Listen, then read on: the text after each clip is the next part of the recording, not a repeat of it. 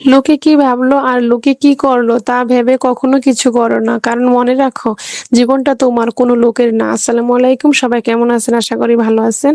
চলে আসলাম এখনের সিজনের যে আরেকটা ভিডিও নিয়ে আরকি। এখন তো ঢেঁড়স পাতার যে সিজনটা, এই সময়টাতে হয় আরকি। এই পাতাগুলা না রান্না করলেও মাছ দিয়ে অনেক মজা, ভালো লাগে। ভর্তা বানালে তো কথাই নেই, সাথে যদি ডাল থাকে আরকি।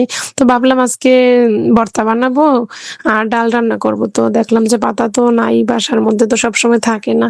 তো হঠাৎ মনে হইলো চাচির বাড়িতে যে একদিন আমি লাগাইছিলাম, আর এই ডাঁটাগুলো না আমি চাচির বাড়িতে লাগাইছিলাম অনেক শখ করে। আর আমার গাছের প্রতি না সবসময় অনেক নেশা।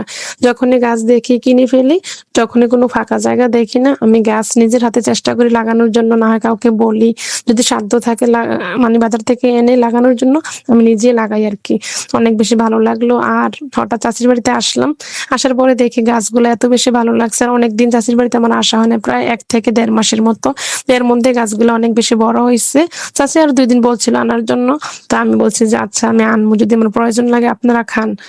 এইগুলা হচ্ছে ভালোবাসা, মন থেকে ভালোবাসা। যদি আমি গাছগুলো আজকে না লাগাইতাম, ডাঁটাগুলা ফালাই দিতাম, আজকে আমি প্রয়োজন মতে পাতাগুলা পাইতাম না।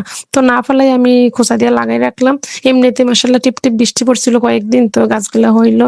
অনেক সুন্দর লাগে। আর এই পাতাগুলা দিয়ে না ভর্তা বানাইলে অনেক বেশি ভালো লাগে। হঠাৎ তো আর বাজারে যাওয়া সম্ভব না। তো চাচির বাড়িতে যাইয়া পাতাগুলো আনলাম। চাচিকেও কিছু দিলাম, আমিও কিছু আনলাম। তো আমার কাছে অনেক ভালো লাগলো। গাছগুলা দেখার পরে মনটা অনেক আনন্দে ভরে গেল আরকি। ডাঁটা লাগাইলাম। কিছুদিন পরে যাওয়ার পরে দেখলাম যে সবুজে ভরা, অনেক সুন্দর গাছগুলা। প্রত্যেকটা গাছগুলা অনেক সুন্দর হয়েছে মাশাআল্লাহ। সবাই দেখার পরে মাশাআল্লাহ বলবেন। আর চাচির বাড়িটা তো